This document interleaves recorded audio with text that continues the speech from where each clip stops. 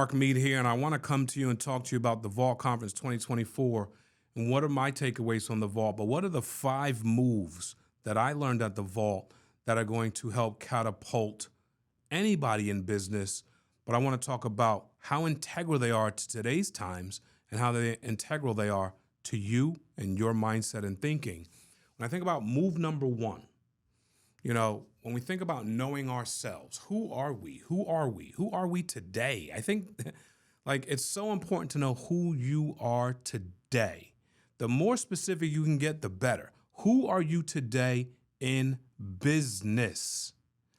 Who are you today in your business? Big. The more specific, the better. When I think about this, there's 5 mentalities of who and where you are in business. Number 1 is the comeback kid. This is the kind of person that is, kind of hit a brick wall before, has lost it before, is seeking redemption, and is fired up about the idea about coming back. Hungrier than they ever were. Is that you? Are you the comeback kid? The second type of personality, the explorer. Someone who is thinking about making a change or starting a business. They want to weigh the pros and cons before plotting their next moves and making a leap or investment. Are you the explorer? Are you the one kind of, thinking about, do you want to start a business? Number 3, the wall banger. This person is someone who's looking for that one strategy to have a breakthrough. They've hit a plateau and are searching for the leak, contact, mindset shift, new idea, or innovative campaign that moves the needle in their business. So the wall banger is someone who is basically saying, look, I've been here before, I've hit a wall, but I want to make sure that this next thing we do, I'm looking to assimilate the business, I'm looking to grow the business, I'm looking for a new idea, mindset shift. This happens a lot in business. A lot of people make it to the wall banger stage in business because business doesn't go up in a straight line. So in a valley is where everything is learned. Conflict, hitting a wall, stalemating, it hurting. Pain is where you grow. And what you realize is a lot of people hit the wall banger stage. Even when you grow. I heard Alex and Layla Hormozy say that it grew so fast that the pain of the growth is where they learn. Are you at the wall banger stage, the 4th stage in business, the builder? This is someone that brings their teams to events, that brings their teams to educational seminars, that wants to unify the team, get everyone on the same wavelength, get everyone thinking the same thing, mindset, strategy, the way they approach the business, the builder. Are you in that stage in business? Have you built a team? Do you have people that report to you, that report to others, that are all congregating together to try to make a marvelous salad that really utilizes all the pieces and all the strengths of the team? Are you that person right now? Because if you're the builder, then this is content that is consumable. Number 5, the GOAT mindset. This is a person who has got all the money they can imagine. This is not about the money. They have reached a pinnacle. They are going for GOAT status. They're looking to be the best of the best of the best. They are inspired by madness or legacy and impact at high levels, and they're looking to drive this thing off the cliff for generations to come. Are you the GOAT? This move, when you think about who you are in business, who you are in your business, and you think about how you perform, you're in one of these places. You are in one of these 5 places. And the question for you is, who are you? Where are you? Because the faster you identify who you are, the faster you're making moves to get out of that place and to work in that place. Because the faster you realize who you are, the faster you can identify the things it's going to take to excel in that place, the moves you need to make to excel in that place and do great things in that place. Move 2, the 7 mountains that influence a nation and change culture. So this is move 2. And what I want to talk about are these 7 mountains. It is phenomenal that this is put together in this manual because when you think about it, it really hits home that one of these mountains, if you're looking to change a nation or change culture, you fit in. Mountain number one, arts and sports and entertainment. Mountain number two, business. Are you in business looking to use business as a mountain of influence, of a mountain of change? Three, education. Some people are in schooling, professors, they're on boards, they are inside of this education deal, and they are moving the needle through the form of education. Those are some great men and women. Family. Are you looking to grow your change? Are you looking to grow your nation? Are you looking to change your culture in the form of family? A lot of people create pillars in families. You think about the Rockefellers. You think about the Carnegies. You think about the Clintons, the Bushes, the Obamas. Some of these great families in American history have done this through family. Government. Are you in the political sector? Are you an influencer in that area? Are you a senator, a governor, a mayor, someone in the township that's making change? In legislation, do you have presidential aspirations? Where are you at? If government is a pillar for you, if government is your mountain of nation-changing, culture-changing movement, where are you in that? Number 6, media. Are you looking to be an influencer in media?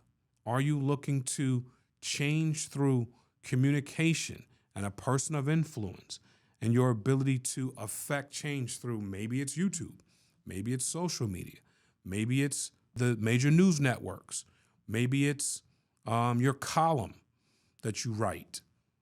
It's all different kinds of media, but you wear this hat as a person, almost as a talking head or a communicator through written or spoken word, and you are using that as influence to move the nation, to move your culture and create change.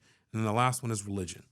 The last mountain, religion, obviously we know there's multiple different types of religion, but we've seen in history religion change nations and change culture.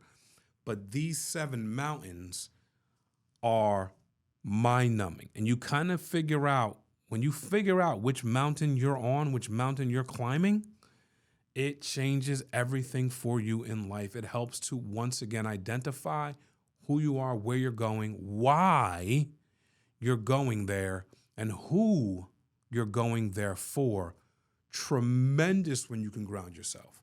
I found out that I was going to be someone who's going to influence in media. I was going to be used as a vocal communicator through the platform of social media right now. Where it's going to go, I have no idea, but to communicate to you, the entrepreneur, about, the fear of entrepreneurship, the faith and action it takes to push through and to communicate that message. Dave Ramsey once said, find a message that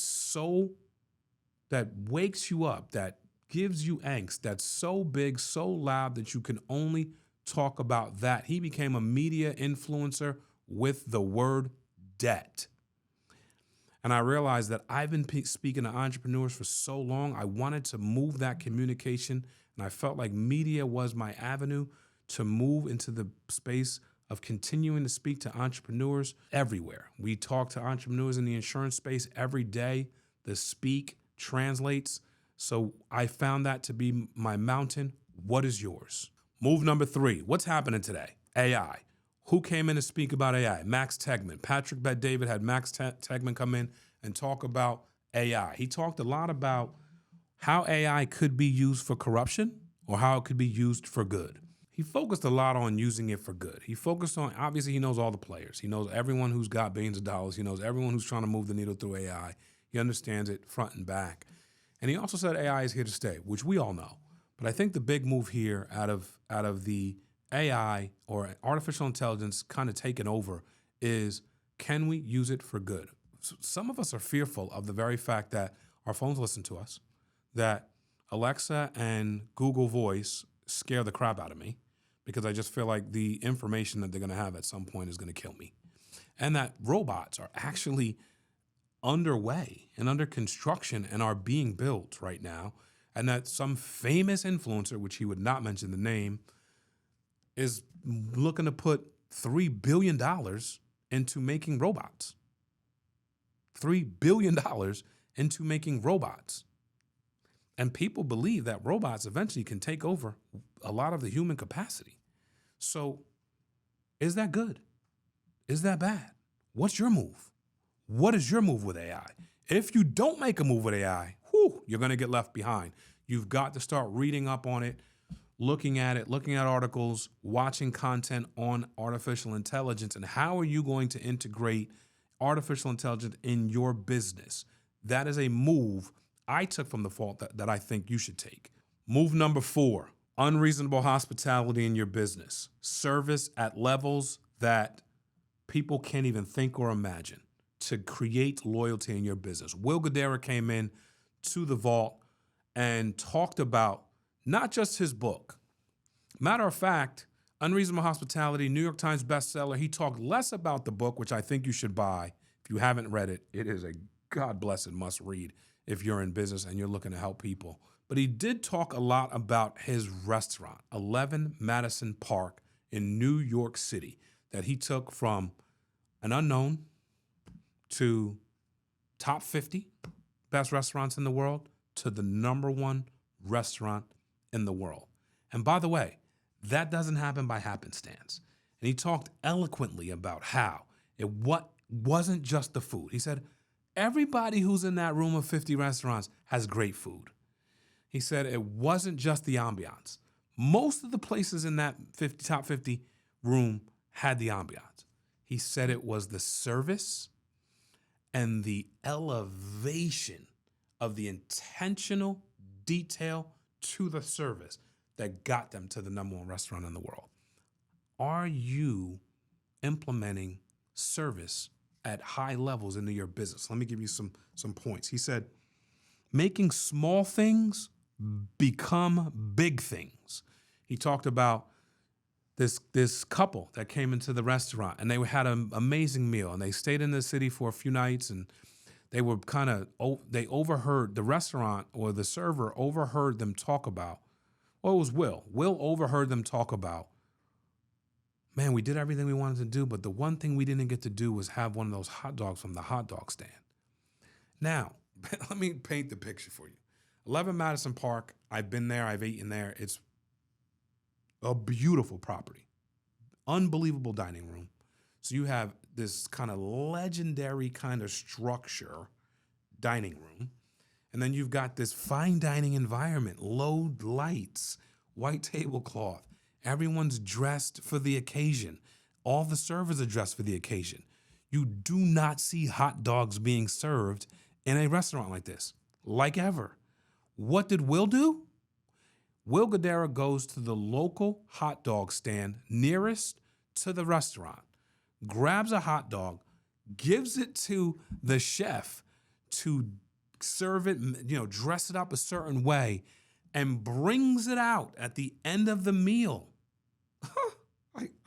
Because I'm from the restaurant business, because I went to Johnson & Wales University, because I grew up in hospitality, I really just had a moment.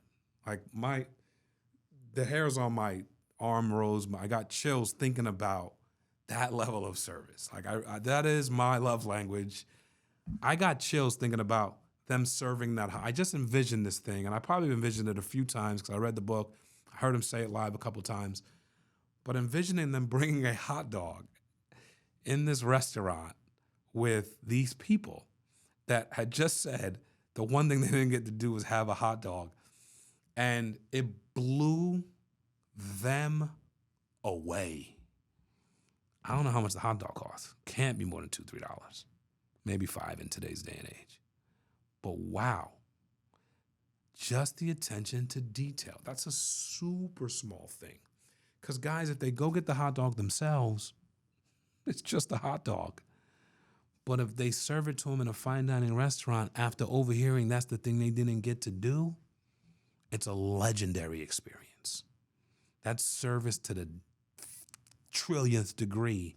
And that's the kind of thing that moves the needle. He talked about creating a culture of problem solving, not just getting work done, not just getting tasks done. Are you a problem solver? Is your business full of problem solvers? Are you all conjuring up together to try to figure out how to take things to the next level? Are we doing this? And are we doing this with a spirit of excellence? Are we doing this with a spirit of service? And the last thing is being very detail oriented. These are the types of things that change your entire business experience. If you have a business, if you're an aspiring entrepreneur, you're on the right channel. But are you doing this kind of service in your business? I'll tell you what, it challenged me for my next move. I hope it challenges you for your next move. And move number 5, Dwayne "The Rock" Johnson himself, who's just all things entertainment monster, media mogul, businessman extraordinaire, dreamer and visionary, a mover of people. This guy came into the vault as a guest and talked about his journey. He talked about where he came from with, University of Miami playing football to the WWE, and how Vince McMahon was a huge mentor of his, and how he started out, because The Rock's got that killer smile, but he talked about they wanted him as a wrestler to always smile. They wanted that smile on camera. But he said that smile, although it was great, it wasn't true to who he was. And he just felt like he wasn't getting the most out of reaching the crowd. And he challenged himself, after an injury, to come back and be somebody different. And Vince McMahon said to him, "We want you to become the bad guy." And he was a little taken aback because at first he was told, smile, do everything smile, get suplexed and smile after, lose the match and smile after. And he said it didn't fit him. But once he got to be the bad guy, where he got to lift that eyebrow and he got to talk smack on the mic, and he took the mic and he started to do the things he wanted to do. Do you smell what The Rock is cooking? And some of those historic lines. Once he got to play the villain, it took him back to his University of Miami days. If you know the Miami University, the U, those are some bad boys. A lot of Hall of Famers came out of the U. A lot of Hurricane Hall of Famers. You had just a lot of talent and smack talk. They were the baddest dudes on the block. And he played on that team with Warren Sapp and Ray Lewis. And so he knows that temperature. And so he was able to channel and embrace becoming the bad guy way better than he was the guy who smiled. Both were him. He had a smile, and he had the villainous internal capacity to become a megastar. And they found their niche. Where are you at with finding your niche? Where are you at with your move and finding out the best way for you to become who you need to become? He challenged himself internally. He finally got to the pinnacle, has major movies, major fame, all kinds of awards. And he said to himself, I'm at the top of the mountain. I can do one of 3 things. I can stay at the top of the mountain, and I can bask on top of this mountain.